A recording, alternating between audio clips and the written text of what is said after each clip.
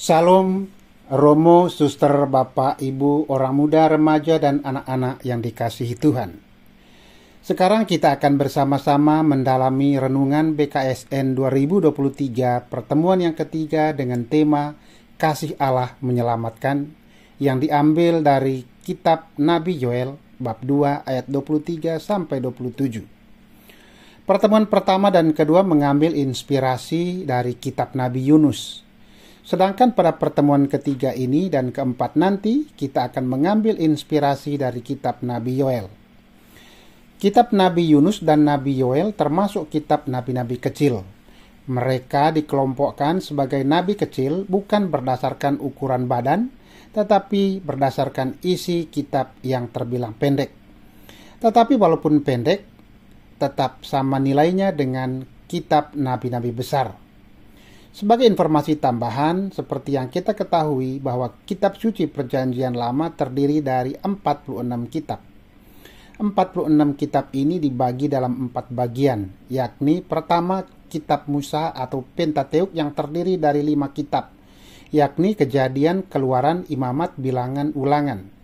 Yang kedua kitab historis atau sejarah terdiri dari 16 kitab, yakni Yosua, Hakim-Hakim, Rut, 1 dan 2 Samuel, 1 dan 2 Raja-Raja, 1 dan 2 Tawarikh, Esra, Nehemia, Tobit, Yudit, Ester, dan 1-2 Makabe.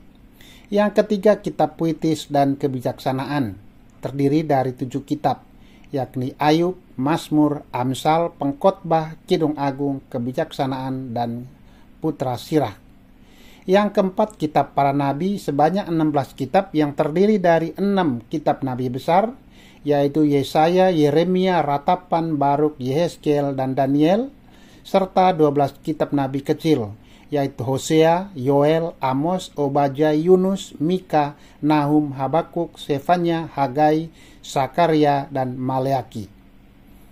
Tema pertemuan ketiga adalah kasih Allah yang menyelamatkan, dipengaruhi oleh masa-masa yang penuh tantangan yakni COVID-19 yang sudah kita lalui, dan saat ini masyarakat dunia sedang berupaya untuk bangkit dari keterpurukan, kesedihan, dan krisis akibat pandemi COVID-19.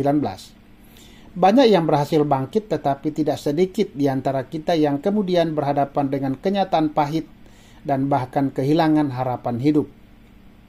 Dalam pertemuan ketiga ini kita akan mendalami subtema kasih Allah menyelamatkan. Kita diajak untuk senantiasa bersyukur atas rahmat kehidupan yang telah dicurahkan oleh Allah hingga saat ini, betapapun beratnya tantangan hidup kita. Allah sendiri berjanji melalui Nabi Yoel bahwa Allah tidak akan tinggal diam. Sebaliknya Allah akan memberikan apa yang dibutuhkan oleh kita umatnya dan memulihkan hidup kita.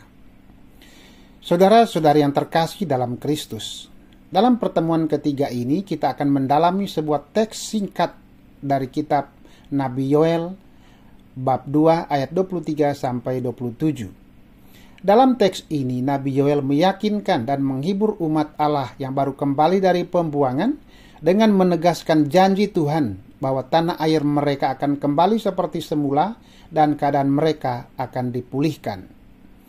Istilah memulihkan memiliki arti mengganti rugi, sebagaimana dapat kita temukan dalam kitab Keluaran bab 22 ayat 1. Kehancuran umat akibat invasi tentara Babel dianggap sebagai kerugian. Kerugian inilah yang diganti oleh Allah. Kehancuran inilah yang akan dipulihkan oleh Allah.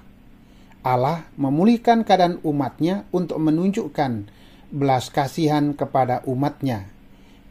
Dari kitab Nabi Yoel bab 2 ayat 18. Allah itu pengasih dan penyayang, panjang sabar dan berlimpah kasih setia. Kitab Nabi Yoel bab 2 ayat 13. Saudara-saudara yang terkasih, sekarang kita akan membaca teks singkat dari kitab Nabi Yoel bab 2 ayat 23 sampai 27. Hai Bani Sion, bersorak-soraklah dan bersukacitalah karena Tuhan Allahmu. Sebab telah diberikannya kepadamu hujan pada awal musim dengan adilnya, dan diturunkannya bagimu hujan pada awal dan hujan pada akhir musim seperti semula. tempat-tempat pengirikan akan penuh dengan gandum dan tempat-tempat penampungan berkelimpahan anggur dan minyak. Aku akan memulihkan kepadamu tahun-tahun yang hasilnya dimakan habis oleh belalang pindahan, belalang pelompat, belalang pelahap, dan belalang pengerik. Pasukanku yang besar yang kukirim ke tengah-tengah kamu. Kamu akan makan sepuasnya dan menjadi kenyang, dan kamu akan memuji-muji nama Tuhan Allahmu yang melakukan perbuatan ajaib bagimu. Umatku tidak akan mendapat malu lagi untuk selama-lamanya. Kamu akan mengetahui bahwa aku ada di antara orang Israel, dan bahwa akulah Tuhan Allahmu, dan tidak ada yang lain. Umatku tidak akan mendapat malu lagi untuk selama-lamanya. Demikianlah sabda Tuhan. Saudara-saudara yang terkasih dalam Kristus, marilah kita mendalami kisah Nabi Yoel yang telah kita baca bersama dan simak bersama dengan menjawab beberapa pertanyaan berikut. Yang pertama, apa alasan Nabi Yoel mengajak umat Israel bersukacita? Yang kedua, apa dasarnya umat Israel diajak oleh Nabi Yoel untuk memiliki harapan di tengah kesulitan dan persoalan hidup mereka?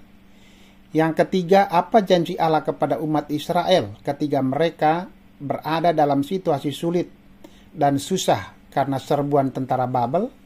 Yang keempat, apa tujuan Allah memulihkan keadaan umat Israel? Sekarang mari kita bersama-sama menjawab keempat pertanyaan di atas. Pertanyaan pertama, apa alasan Nabi Yoel mengajak umat Israel bersukacita? Menurut Nabi Yoel, alasan kita bersukacita adalah karena Tuhan sendiri.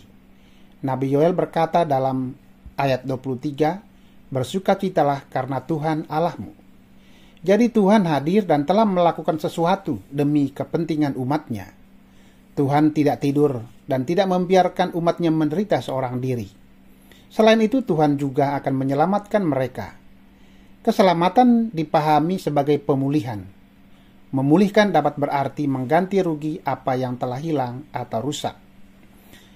Pertanyaan yang kedua, apa dasarnya umat Israel diajak oleh Nabi Yoel untuk memiliki harapan di tengah kesulitan dan persoalan hidup mereka? Di tengah kesulitan, kita kadang menginginkan kehidupan yang lain. Oleh karena itu, Nabi Yoel mengajak kita untuk bersyukur atas kehidupan yang sudah diperoleh sampai saat ini. Nabi Yoel mengajak kita untuk melihat karya Tuhan di masa lalu. Hal ini membantu kita, umat Allah yang hidup pada masa kini, untuk tetap memiliki harapan bahwa Allah tetap sama baik, kasih maupun kesetiaannya, dan tidak akan pernah berubah. Harapan terungkap dalam sebuah keyakinan bahwa Tuhan akan mengirimkan hujan. Allah akan membalikkan kekeringan dan memberkati umatnya dengan kemakmuran berupa melimpahnya hasil gandum, anggur, dan minyak. Hal ini dapat kita baca di ayat 24. Pertanyaan yang ketiga, apa janji Allah kepada umat Israel ketika mereka berada dalam situasi sulit dan susah karena serbuan tentara Babel? Dalam ayat 25 dikatakan Tuhan berjanji, aku akan memulihkan kamu. Artinya Tuhan akan mengganti kerugian yang diderita oleh umatnya.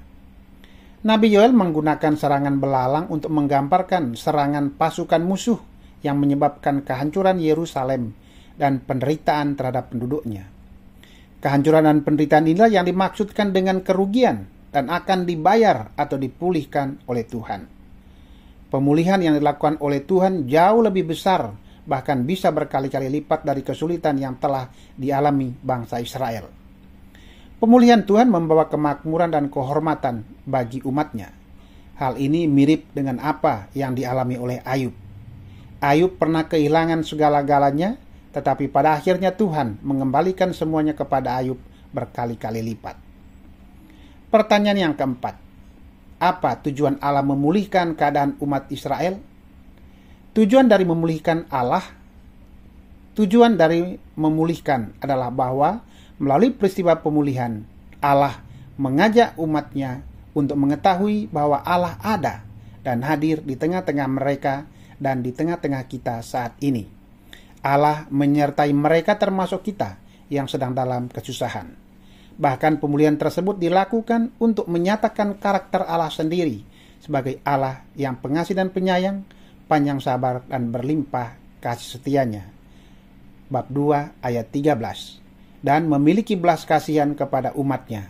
Bab 2 ayat 18. Karena itulah mereka harus tahu dan sadar bahwa tidak ada Allah lain selain Dia.